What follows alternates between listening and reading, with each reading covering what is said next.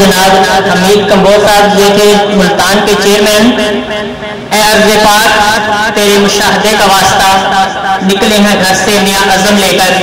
اللہ تعالیٰ قرآن مجید میں فرماتے جس کا ترجمہ یہ ہے کہ اللہ پاک اس وقت تک اس قوم کی حالت نہیں بدلتا جب تک اسے خود شوق نہ ہو، خود اس کی نیت نہ ہو کہ میں نے اپنے آپ کو بدلنا ہے۔ تو آج ہمارے اگلے مہمان ہیں اکاڑا سے تشریف لائے ہیں دیپالپور سے جناب روش شہباز صاحب، یہ جنرل سیکرٹری ہیں اکاڑا کے، اور میں ان سے گزارش کروں گا کہ سر پلیز اسٹیج پہ تشریف لائیں اور low pressure high pressure R32 R410 اور 600 پر لیکچر دیں۔ ان کے لیے زوردار کلیپ کریں جناب روش شہباز صاحب۔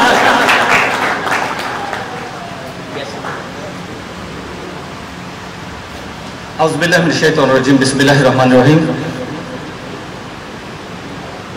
رب اشرح لی صدری ویسر لی امری واحلل عقدۃ من لسانی یفقہوا قولی۔ اللہم رب زدنی علما، اللہم رب زدنی علما، اللہم رب زدنی علما، اللہم انی اسألک علما نافعا رزقا طیبا وعملا متقبلا۔ مجھے آل پاکستان HVACR ایسوسی ایشن کی طرف سے یہاں پہ دعوت دی گئی۔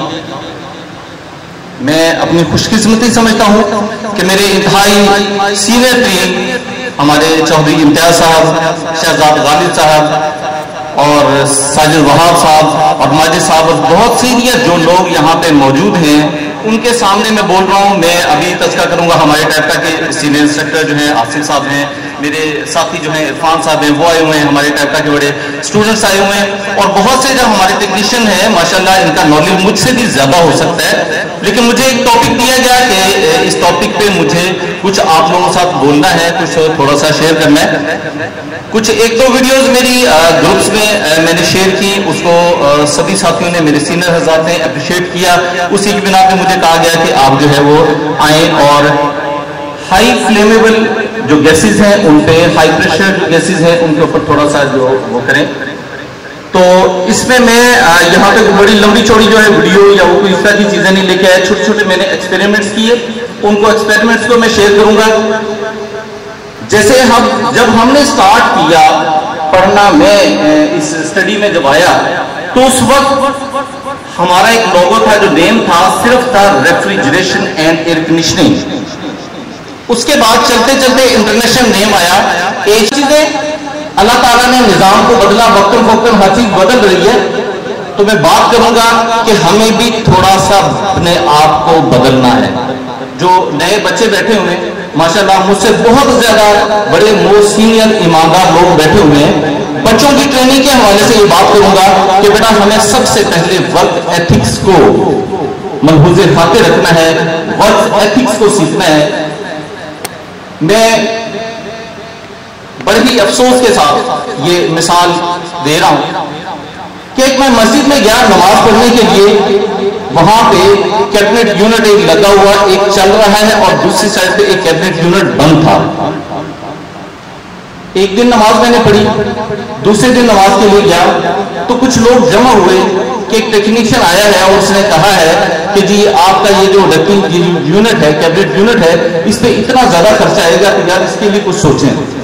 اب میں نماز پڑھ کے وہاں سے گزرنے لگا، میں نے دیکھا کہ کہہ رہے ہیں کہ جی یہ اے سی کے بارے میں کچھ سرچنگ ہو رہی ہے، تو میں HVACR کا اسٹوڈنٹ ہوں، ابھی بھی اسٹوڈنٹ ہوں الحمدللہ، تو میرے ذہن میں یہ آیا کہ میں نے کہا پوچھوں تو صحیح، مسجد ہے، اللہ کا گھر ہے، کوئی میری طرف سے کوئی تھوڑی سی اگر خدمت ہو سکتی تو میں اس مسجد کی خدمت کرتا ہوں، شاید اللہ تعالیٰ اس کو قبول فرما لے۔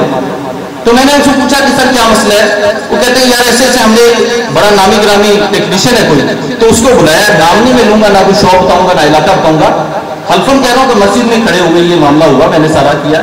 تو کہتے ہیں کہ جی یونٹ پہ کیبنٹ یونٹ کا اس نے ڈکلیئر کیا کہ کمپریسر خراب ہو گیا ہے۔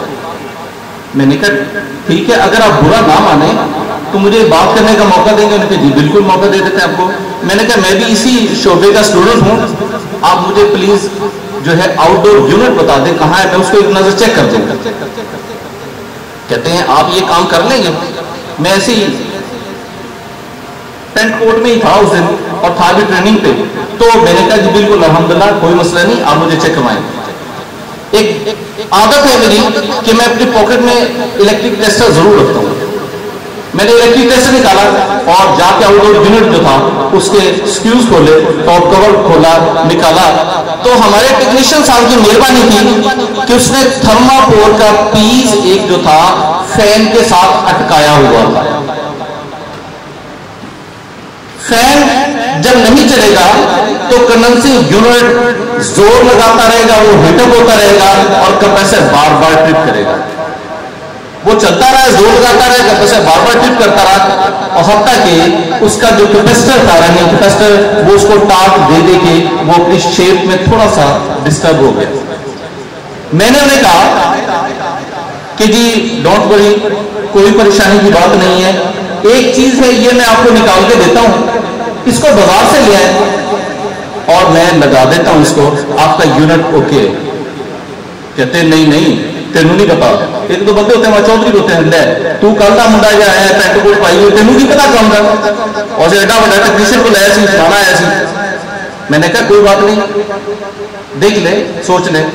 वो एक शिल्फुल नफ्स शख्स भी थे, शायद उनका उसमें कमीशन ना हो, वो मस्जिद वाले मामले में भी बहुत से लोग कमीशन है, मैं अफसोस के साथ कह रहा हूं कि यहाँ पे लोग कमीशन पे भी काम करते हैं।